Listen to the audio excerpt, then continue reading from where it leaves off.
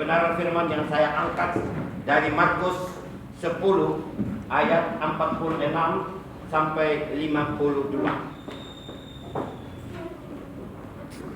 Yesus menyembuhkan Bartimeus. Lalu tibalah Yesus dan murid-muridnya di Yeriko. Dan ketika Yesus keluar dari Yeriko bersama-sama dengan murid-muridnya dan orang banyak berbondong-bondong, ada seorang pengemis yang buta bernama Bartimeus, anak Timeus, duduk di pinggir jalan. Ayat 47, ketika didengarnya bahwa itu adalah Yesus orang Nazaret, mulailah ia berseru, Yesus anak Daud, kasihanilah aku. Banyak orang menegurnya supaya ia diam, namun semakin keras ia berseru, anak Daud, kasihanilah aku. Lalu Yesus berhenti dan berkata, panggillah dia. Mereka memanggil orang buta itu dan berkata kepadanya, kuatkan hatimu, berdirilah. Ia memanggil engkau. Lalu ia menanggalkan jubahnya. Ia segera berdiri dan pergi mendapatkan Yesus. Tanya Yesus kepadanya, apa yang kau kehendaki supaya aku perbuat bagimu? Jawab orang buta itu, Rabuni, supaya aku dapat melihat. Lalu kata Yesus kepadanya, pergilah, imanmu telah menyelamatkan engkau. Pada saat itu juga melihatlah ia. Lalu ia mengikuti Yesus dalam perjalanannya. Bapak Ibu yang saya kasihi di dalam nama Tuhan Yesus Kristus, firman Tuhan ini benar-benar terinspirasi saya. Saya merenungkan betapa dalamnya pemahaman daripada Bartimeus yang buta, pengemis, tapi bisa menahan Yesus ketika berjalan di dalam sekelompok orang-orang banyak. Ada sebuah pertanyaan dari pembacaan ini. Perhatikan baik-baik. Iman seperti apa yang dimiliki Bartimeus? Iman seperti apa yang dimiliki Bartimeus? Siapa Yesus di dalam benak pikiran Bartimeus itu? Sampai-sampai luar biasa dia dapatkan pemulihan dan dia dapat penyelamat, keselamatan yang begitu luar biasa. Kepedulian banyak orang berbondong-bondong. Orang pasti banyak yang cemburu saat itu. Saya bilang begini, aduh, kapan sih Tuhan selidiki hati saya? Saya ingin sekali, saya katakan istri saya pada waktu kemarin sore, saya ingin seperti iman Bartimeus yang buta. Dia sangat sempit pemahamannya. Mungkin dia tidak pernah baca WA firman Tuhan, mungkin ya, kalau ada WA dulu. Atau dia tidak pernah baca firman, tidak tahu persis, tidak pemahaman luas. Sempit pemahamannya. Tetapi yang saya lihat di sini, iman seperti apa bisa menghentikan Yesus. Satu seruan menghentikan Yesus dan mengubahkan keadaan dia. Langsung saat itu dia berubah. Seorang buta yang gelap, tidak memiliki pengetahuan, saya yakin dia pasti bodoh. Orang buta itu pasti biasanya bodoh, kurang pengetahuan. Tapi pribadi Yesus terang di dalam mata hati imannya. Yang menentukan di sini adalah bukan secara lahiriah, tapi yang sangat menentukan adalah secara spiritual. Yang terpendam di dalam hati sang bayi. Iman itulah menjadi tolok ukur. Iman dari seseorang, kau dan saya, papa mama semua. Tuhan tidak melihat rupa dan wajah. Tuhan tidak melihat kepandaian, kepintaran kita. Tuhan hanya melihat iman yang kita anggap remeh. Iman. Walaupun saya percaya Bartimeus ini pemahaman firman Allah, mungkin dia kurang baca. Tapi sekarang banyak orang yang baca, yang pintar, pakai berkelahi dengan antara satu dengan yang lain. Bukan jadi berkat, tapi jadi perkelahian. Tidak jadi berkat, jadi tontonan bagi orang-orang yang mau percaya Yesus. Oh kok begini, pendeta-pendeta di YouTube itu bakal lain, menggali film bakal lain, pakai otak dan pikirannya. Padahal ini ditulis oleh kuasa Roh Kudus, tidak dapat engkau menerjemahkan pakai otak dan pikiran. Hanya lewat kau tunduk dan kau berdoa, berserah, pasti dia akan lemah lembut menerima berkat-berkat firman itu. Dan ditaruhkan dalam hati yang lembut dan subur, dan dia bertumbuh, dan otomatis tidak ada untuk baku cari satu dengan yang lain kekurangannya. Semuanya ini karena apa? Ada kepentingan supaya menjadi popularitas. Apa itu sudah benar di hadapan Tuhan? Nah. Kalau memang kita, saya dan saudara tidak berarti, tidak dipandang, kita mungkin tidak mengerti akan kebenaran firman banyak, tidak tahu tentang firman Tuhan banyak. Saya mau kasih tahu dari seperti ini, saya mau bilang kepada kita, kalau kita tidak mengerti, tidak mempunyai pengetahuan yang tentang teologi yang terlalu dalam, jangan kita remehkan. Yang terpenting, setetes firman Allah. Jika kita memiliki iman yang teguh dan kuat di hadapan Allah, akan menjadi kekuatan yang dahsyat. Amen. Yang dapat mengubahkan kau dan saya. Amen. Percuma engkau memiliki pengetahuan sebanyak air di laut, tanpa engkau punya iman yang sungguh-sungguh, percuma engkau akan ditenggelamkan dalam air laut yang dalam. Saya mau bilang, Yeriko itu yang kita lihat di dalam pembacaan di sini. Yeriko ini adalah suatu kota yang tidak pernah terjadi mujizat. Kalau kita ikuti, saya coba ikuti, tidak ada kata-kata mujizat di situ yang terjadi. Tetapi kali ini terjadi mujizat, yaitu orang buta melihat. Tetapi kalau kita bandingkan dengan si Thomas, sesenama saya ini, tapi ini yang sudah dipulihkan, banyak orang sudah bertobat. Sekalipun dia sudah dekat dengan Tuhan, dia berjalan dengan Tuhan, dia mengikuti Tuhan, ajaran-ajaran Tuhan dia ikuti semua, makan satu meja. Tetapi dia ketika Yesus mati dan bangkit, dan teman-teman seakrabnya dia katakan, kami telah melihat, belum dia tidak percaya. Ada amin. Itu mata jasmani. Kapan kita bisa memiliki, kita mempercayai Tuhan dan janji-janjinya, kalau kita hanya memakai otak dan pikiran? Kapan kita meletakkan jubah kesombongan, kemampuan, teologi kita, kehebatan kita? Jangan lihat mama-mama. Kalau engkau mau pintar khotbah, belajar di YouTube orang-orang punya khotbah itu. Ada satu ibu yang di mana, dia pintar sekali khotbah. Kenapa? Dia bilang, saya tidak sekolah, tahu, tapi dia suka dengar. Ketika dia dengar, dia transferkan firman itu. Dan itu Tuhan sudah punya rencana untuk orang-orang yang tidak mengerti, untuk menjadi garam dan terang bagi orang-orang lain. Dengan apa? Dia hanya bisa mendengar dan dia transferkan, dia dengar, dia transferkan. Ada banyak itu. Kenapa kita tidak pernah memiliki itu? Kita punya mata yang jelas, hati yang jelas. Berdoa kepada Tuhan, hari ini saya minta ampun di hadapan. Saya mau belajar tentang pemahaman kebenaran firman, supaya tumbuh iman. Saya mau mendengar, supaya timbul iman. Dan iman timbul dari pendengaran, lewat firman, lewat YouTube, lewat WA, yang saya pegang tiap hari. Tapi saya hanya baca game, hanya baca WA yang lucu-lucu. Ketika waktu datang firman, saya skip dia, saya lepaskan dia, saya lompatkan dia. Ampun Tuhan, saat ini Tuhan saya mau belajar. Dan saya pasti akan jadi mengalami terobosan seperti Bartolomeus. Amin.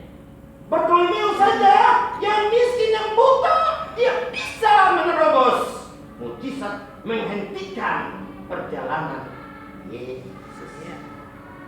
Saya membayangkan ini seperti apa dia? Seperti apa bayangkan bandingkan Bartolomeus? Apa yang di dalam benak Bartolomeus tentang Tuhan? Punya pandangan yang terbatas, tapi mata imannya, mata spiritualnya luar biasa. Ini yang harus kita camkan baik-baik. Jangan dengan Bartolomeus. Kita harus pantas dan belajar dari Bartolomeus. Dia mendengar, awal mulanya dia mendengar Yesus akan lewati jalan itu. Maka itu dia duduk dan dia siap kapan Yesus datang. Pasti punya kesiapan. Dan seperti inilah kehidupan umat manusia harus memiliki yang namanya impian bersama Yesus. Dia dapat melakukan perkara yang besar. Impian diawali dengan kerinduan. Kalau sudah ada kerinduan, saya percaya apapun yang rencana Tuhan, di mana kita dipanggil, kau dipanggil saat ini.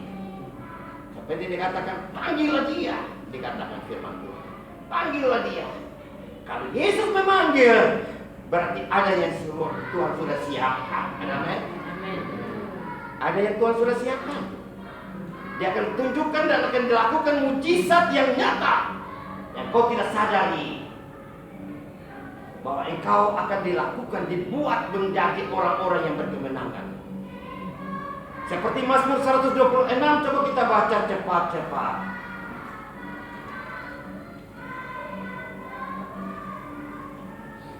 Mazmur 126. Coba laptopnya akan dipercepatkan, sama agak cepat, saya butuh waktu. Ketika Tuhan memulihkan Keren Sion, keadaan kita seperti orang-orang yang bermimpi. Dan ini pasti banyak kadang-kadang, bukan kadang-kadang, terlampau banyak pengalaman iman, terlampau banyak mujizat yang Tuhan telah lakukan dalam kehidupan rumah tanggamu, dalam kehidupanmu. Selalu orang-orang kita macam bermimpi saja. Tuhan, engkau baik. Apa yang saya tidak pernah pikirkan, engkau lakukan. Saya kemarin sore, istri saya di toko, saya di kamar berdoa, melompat dalam nama Tuhan Yesus. Saya saksikan di altar yang kudus ini. Saya melompat Tuhan yang baik, Tuhan yang baik. Saya takut sampai istri saya melihat seperti orang gila kayaknya. Kami sangat berisi jam masuk di kamar. Saya melompat, Tuhan benar saya omong di dalam nama Yesus pada pagi ini. Karena apa? Tuhan banyak melakukan perkara-perkara yang besar dalam hidup saya. Itu mujizat. Kalau dulu saya hampir mati, sekarang Tuhan hidupkan saya, itu mujizat. Amin. Kalau saya dulu menikah 30-20 tahun yang lampau, saya miskin melarat, tidur aja di triplex, makan aja super mie dulu. Sekarang 20-30 tahun, engkau sudah naik mobil, naik motor, dengan berpakaian bergonta-ganti terus. Anak-anakmu engkau pelihara dengan sangat baik. Dulu dan sekarang kau bandingkan. Kalau Tuhan melakukan seperti orang yang bermimpi, dia tidak sadar bahwa saya sudah diubahkan Tuhan, saya sudah dibuat mujizat Tuhan, saya sudah diberkati Tuhan. Amin. Kenapa saya tidak bersyukur dan meningkatkan lagi tingkat penyembahan saya? Amin. Harus saya menyembah Tuhan dengan Allah itu yang benar. Saya harus tingkatkan. Semakin kita mengenal kasih Kristus, semakin dalam penyembahan kita. Ada amin? Amin, amin. Pengenalan Allah. Pengenalan Allah itu yang paling benar. Engkau harus mengenal dia siapa dia. Bagaimana engkau dapat mengenal Allah? Kalau mata kita hanya di YouTube, WA, yang lucu-lucu, berita-berita yang kurang ajar, itu saja yang kita lihat. Yang lain-lain. Kalau firman Allah yang batas 5 menit terlalu lama untuk seorang pendeta dengan firman di YouTube. Kalau dia tidak bawa firman, saya gemetaran kalau saya ngomong. Apalagi kita. Kalau kita dengar firman YouTube, kadang-kadang sulit sekali. Mungkin, saya tidak bisa ngomong. Saya sudah survei. Tidak memiliki impian bersama Yesus. Apa yang dia harus pakai ilmu pengetahuan Allah untuk dia bagikan, mentransfer, melepaskan orang di luar sana yang terbelenggu. Dia tidak punya niat untuk itu. Karena dia tahu, dia juga lemah. Jangan engkau katakan kau lemah. Saya dipanggil Tuhan, dipersiapkan Allah. Kalau engkau ada di tempat ini sekarang, Allah yang memanggil engkau. Panggillah dia, datang di tempat ini. Firman Tuhan bilang apa? Panggillah dia dalam firman Tuhan itu. panggillah dia. Mereka memanggil orang buta itu dan berkata kepadanya, kuatkanlah hatimu, berdirilah, dan memanggilnya, kuatkan hatimu. Tuhan sekarang memanggil engkau dan saya. Walaupun hujan, dingin, tapi kalau engkau ada di tempat ini, kau tidak sadari bahwa Tuhan yang memanggil engkau. Amin. Tuhan mempersiapkan segala sesuatu keperluanmu. Mujizat-mujizat yang Tuhan akan siapkan. Tuhan tahu segala sesuatu yang tersembunyi, terselubung, yang engkau tidak pernah ungkapkan kepada suamimu, kepada istrimu, kepada lingkungan di mana kau berada, karena kau malu. Tuhan lebih mengenal engkau, dan Tuhan tahu Tuhan berbuat sesuatu yang lebih dari dahsyat. Maka itu firman Tuhan itu harus kita mengalami. Bagaimana kita mengalami? Kalau kita skip terus ini pengetahuan tentang firman Tuhan. Saya nulis buku itu sudah 100, saya sudah hitung kemarin 153 buah buku begini. Benar, saya bukan 153 buah buku begini. Tulisan penuh semua karena saya mau belajar tentang siapa Allah. Sehingga sekarang saya bilang sama Ibu Ira, Ibu Gembala, minggu kemarin saya khotbah di luar. Saya selama berdirinya El Shaddai, 1 minggu pun tidak pernah saya tinggalkan tempat duduk ini. Betul, selain tidak pernah, walaupun sakit tetap harus datang. Jadi kalau ada kosong 1 minggu, pasti jemaat akan bertanya. Bikin kacau pertanyaan itu. Lebih baik saya memberitahukan di tahun 2020, saya minta izin sama Ibu Gembala, sudah saya ngomong, saya harus berani keluar. Ada banyak orang-orang yang susah, yang tidak mengerti. Saya harus sampaikan berita kebenaran. Mungkin minggu depan saya diundang lagi, ada khotbah lagi di Pak Ketua BPD punya gereja. Jadi saya bilang, saya harus ada di sini 2 kali minimal, paling tidak 3 kali, paling tidak bisa tidak sama sekali. Kan saya harus keluar, harus progresif. Iman itu bergerak, iman itu progresif. Lewat apa dia bergerak? Lewat sikap perbuatan kita. Ada amin? Iman itu jangan mati. Iman itu harus kreatif. Amin. Yakobus 2 ayat 22, coba lihat. Iman itu harus bergerak. Kamu lihat bahwa iman bekerja sama dengan perbuatan-perbuatan, dan oleh perbuatan-perbuatan itu iman menjadi perbuatan. Sikap tindakan berani eklesia keluar daripada zona nyaman. Yang kita merasa nyaman-nyaman itu tolong ya, Bapak Mama, jangan terlalu terpesona dengan nyaman-nyaman. Marilah kita mulai. Bukan tidak ada tantangan di dalam setiap kehidupan kita memulai segala sesuatu, pasti ada tantangan. Tantangan seperti pembacaan di dalam Apollo 6 sampai 52, kita melihat ditegur. Stop, jangan ribut. Apanya yang di stop? Apakah Bartolomeus ada tarik-tarik baju jubahnya Yesus? Tidak kan? Atau bikin propaganda kacaukan di situ sehingga stop. Saya percaya kalau orang banyak berteriak, ketika didengarnya bahwa Yesus orang Nazaret, mulailah ia berseru, Yesus anak Daud, kasihanilah aku. Banyak orang menegurnya supaya ia diam. Namun semakin keras ia berseru, anak Daud, kasihanilah aku. Lalu Yesus berhenti berkata, panggillah dia. Ini ada 2 kali dia teriakkan terus. Walaupun orang-orang yang banyak itu, yang ada yang mau digarap pasti, yang kejahatan juga orang-orang di situ pasti. Kalau kita mau teriakan di jalan atau mau berbuat sesuatu, tapi orang stop kan, ada jangan orang 10 orang aja, lebih banyak sedikit. Oh pasti kita takut kan, kita diam. Pasti kita diam. Karena mau cari selamat, supaya jangan kena apa-apa mereka. Tapi ini manusia satu ini, si buta untuk penyimis satu ini tidak tahu takut. Dia tabrak tambah. Dia teriakkan tambah. Itu saya membayangkan ada kekuatan power yang dari dalam yang memberikan kekuatan kepada dia karena mempunyai impian bahwa dia harus sembuh. Amin. Ada amin, saudara? Amin.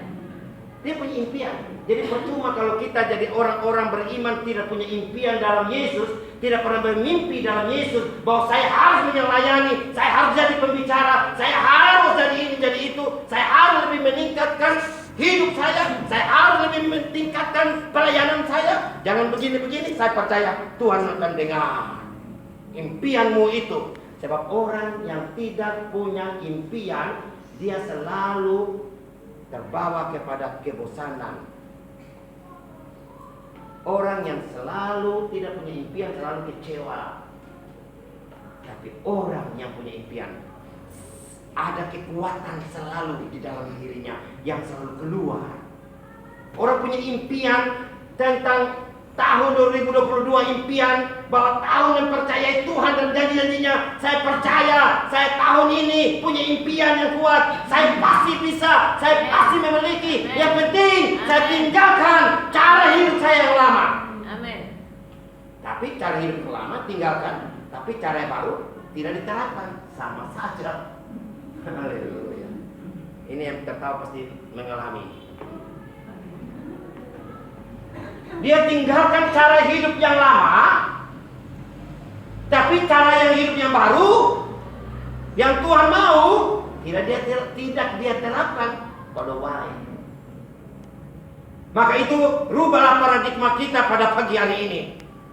Rubah paradigma cara berpikir, mindset kita. Hati-hati. Mati kita itu, mati dipanggil Tuhan itu tidak punya syarat untuk umur tua atau muda. Kita kapan saja kita bisa dipanggil Tuhan untuk mempertanggungjawabkan segala sesuatu di hadapan Allah. Ada amin? Amin. Jangan main-main. Tiba-tiba stop. Kita terbatas. Jangan main-main. Jangan karena bilang, oh Bapak Adi sudah lebih tua, mungkin dia lebih lewat duluan. Jangan. Kita yang muda bisa lewat duluan. Kita mempertanggungjawabkan hidup ini. Di manakah pertumbuhan iman yang engkau selalu menikmati berkat-berkat Allah yang saya selalu curahkan kepada engkau, baik itu lewat pernyataan khusus, lewat pernyataan umum. Di luar sana ada banyak perkara-perkara yang saya buat. Di manakah pemahaman engkau? Engkau buta hati, buta mata.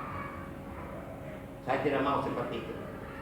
Tapi saya mau ketika dia ditegur keras, dia berteriak 2 kali, Tuhan, kau Mesias, kau Mesias anak Allah, anak Daud. Ya, ini konsep doa yang kita harus pakai pada pagi hari ini. Ini rupanya konsep doa yang benar-benar menjiurkan hati Tuhan Yesus.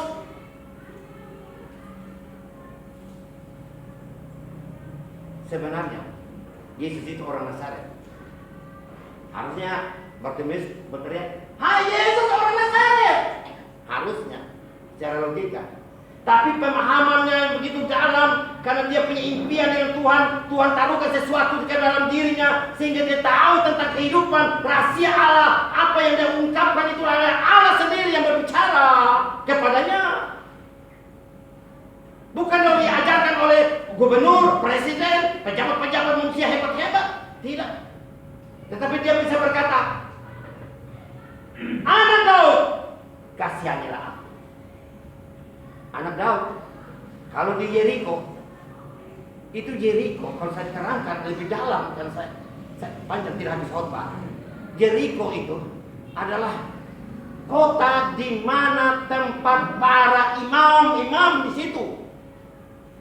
Dan imam-imam itu paling tidak suka dengar itu kata Yesus Mesias anak Daud. Dia paling tidak suka. Imam-imam itu paling alergi. Dan itu punya risiko yang sangat dalam kalau diperdengarkan. Tapi dia berbicara dengan berani. Karena asal mulanya Yesus itu dari kota Daud. Sehingga sampai kelahiran juga, kenapa hamilnya di Nazaret, kenapa dia bisa kejadian dahsyat, mujizat sehingga dia bisa lahir di Betlehem. Karena Betlehem itu kota Daud. Harus dengan kata Daud itu adalah dari Allah. Mujizat, Mesias, Kristus. Sehingga dia dinubuatkan oleh Kaisar Agustus, bisa mengeluarkan dekret sehingga semua orang kembali ke kampung halamannya. Saat itu bisa bertepatan. Tuhan Allah sudah atur bahwa Yesus harus lahir di Bethlehem, kota Daud. Kalau kita baca lebih jauh, saya baca teliti itu firman Tuhan, Yesaya, Yeremia, Hezkiel, nabi-nabi besar. Itu berbicara senantiasa tentang pembuangan bangsa Israel ke Babel, penderitaan di sana. Tapi saya terinspirasi ketika terjadi penderitaan. Tapi ada berkali-kali kata ketika Israel terbuang dalam pembuangan di Babel, mengalami kesulitan yang luar biasa, selalu berbicara mengenai apa? Satu kali Tuhan akan memulihkan Israel. Memulihkan kembali tahta Daud. Seorang dari keturunan Daud akan memulihkannya. Siapa? Itu Yesus. Tapi mereka tidak mengakuinya. Sampai sekarang Israel tidak mengakui Mesias yang akan datang. Karena dia sudah datang. Sampai dengan sekarang. Tapi si buta ini dia sudah tahu Mesias engkau anak Allah. Luar biasa kan? Itulah yang menarik sekali hati Tuhan. Karena ada sesuatu yang dibuka hatinya, sehingga Roh Kudus akan masuk dan menceritakan kebaikan Tuhan. Dia membuka mata hatinya. Buka mata hati kita supaya Roh Kudus dapat masuk dan menerangkan kepada engkau masa yang akan datang dan belum engkau alami, kau sudah bisa tahu apa yang akan terjadi. Ya, mata hati ini lebih berharga daripada mata jasmani. Ketika kau buka mata hatimu, Tuhan akan menaruhkan segala rahasia apa yang kau ungkapkan. Seperti ketika Yesus berjumpa dengan Petrus. Menurut engkau si Petrus, menurut engkau siapakah aku ini? Dia tanya kepada murid-murid, bilang apa? Engkau Elia, engkau ini Yohanes Pembaptis. Tetapi dia tanya kepada siapa? Petrus. Tapi Petrus menjawab dengan lantang, engkau Mesias anak Allah. Amin. Itu kenapa? Soalnya Yesus bilang apa? Apa yang kau ungkapkan itu bukan dari siapa hebat di dunia ini, tapi dari Allah. Amin.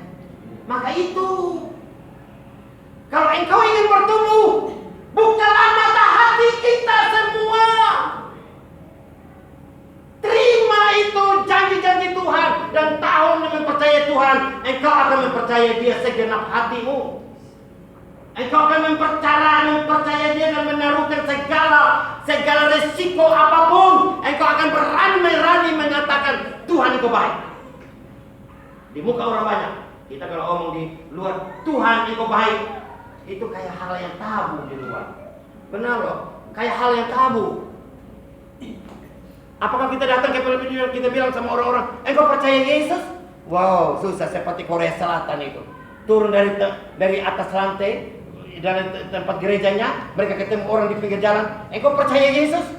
Kata Yesus, susah sekali didengar di luar-luar. Karena apa? Hal itu kayak tabu. Karena dihimpit dengan apa? COVID-19, ketakutan, ego, memikirkan diri sendiri. Amin. Kalau dia pikir orang lain, saya percaya dia mengasihi orang ini supaya jangan sampai binasa. Dia harus menyampaikan kabar baik.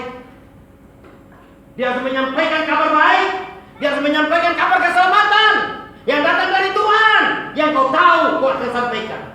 Bagaimana kita mau sampaikan? Kita sendiri saja ada mungkin minta maaf, kita tidak seperti ini. Tapi di luar banyak yang seperti itu. Rata-rata di bawah garis rata-rata. Tapi orang yang punya impian di atas garis rata-rata. Apa? Kalau kita punya impian, kita selalu memiliki semangat selalu bertumbuh, berkobar di dalam diri kita, dalam hati kita berkobar, ingin mau tahu tentang kebenaran firman Allah. Tahu nggak? Impian itu lebih kuat, lebih hebat daripada ginseng yang kita minum. Impian itu lebih dahsyat kekuatannya daripada apa? Ginseng. Apalagi itu minuman apa tuh yang dijual di toko? Keriting dai. Oh, tidak ada apa-apanya. Saya pernah coba dulu keriting dai campur kopi, saya masuk opname 2 hari. Karena saat itu keriting dai saya minum kopi, saya minum itu ada obat satu, namanya obat Mevinal. Saya tidak sadar saya minum Mevinal, saya minum kopi. Tiba-tiba kan saya lagi siap firman, kok mengantuk, tolong santan dari kopi. Mengantuk, santan dari keriting dai. Karena biasa saya bawa firman. Akhirnya apa? Malam galah gulita. Boyong angkat panjang-panjang saya dibawa ke rumah sakit. Anak mantu saya baru lihat luar biasa, dia bisa lap, saya punya muntah. Saya bilang muntah semua, saya lap begitu, dia lap dulu. Luar biasa, anak mantu saya menangis di hadapan Tuhan. Tuhan, Engkau kirim anak mantu yang begitu baik. Dia tidak pernah jeli dengan bapak mantu yang hitam mereka begitu. Itu karena kasih Tuhan. Karena kasih Tuhan. Maka itu kalau saya menangis karena Tuhan itu baik, tidak sadar, tidak saya katakan Tuhan ketika Engkau memulihkan Sion, kita apa? Seperti benih. Ada amin? Saya rasakan. Saya waktu saya sudah disembuhkan Tuhan, kaki kiri saya itu kan saya pernah bersaksi saya khotbah di sini. Sembuh. Sudah sembuh. Tiba-tiba 45 hari dia kumat lagi, 45 kali minggu, 4 kali malam, 4 malam itu dia kumat terus. Lah, ini setan apa lagi ini saya bilang. Tidak bisa tidur, Pak. Mama, tidak bisa. Saudara-saudara ada. Tidak bisa tidur sampai jam 2, setengah 3 baru saya dapat tidur. Dia kumat kembali. Terus saya bilang begini, dalam Tuhan, saya duduk. Sederhana saya minta dari Tuhan. Tidak usah terlalu kata-kata yang mendalam. Tuhan, Engkau yang penuh kasih. Saya percaya Engkau penuh dengan kasih. Karena Engkau Allah itu kasih. Dan saya tahu persis Engkau lah imam yang tidak mau merasakan penderitaan orang di bumi. Saya lagi menderita Tuhan. Saya tidak dapat tidur pada pagi malam ini. Saya lihat semua sudah pada tidur, saya masih duduk, main ingat pagi tidak. Istri saya sudah 2 kali tetap tidur, saya juga masih belum tidur. Setahu itu panas sampai mendidih, panas juga tidak bisa tidur. Karena geli dari dalam tulang, dari dalam tulang. Akhirnya 4 hari kemudian saya pertaruhkan Tuhan. Apa memang berdoa? Tiba-tiba hari kelima, besoknya saya tidur enak. Sekarang sudah hari berapa hari sekarang? Kira-kira saya tidak pernah sentuh kaki ini. Mungkin sudah 6 hari sudah mungkin. Tidak, saya tidur aja, tidak rasa lagi. Kenapa? Itu mujizat yang Tuhan kerjakan. Ada amin?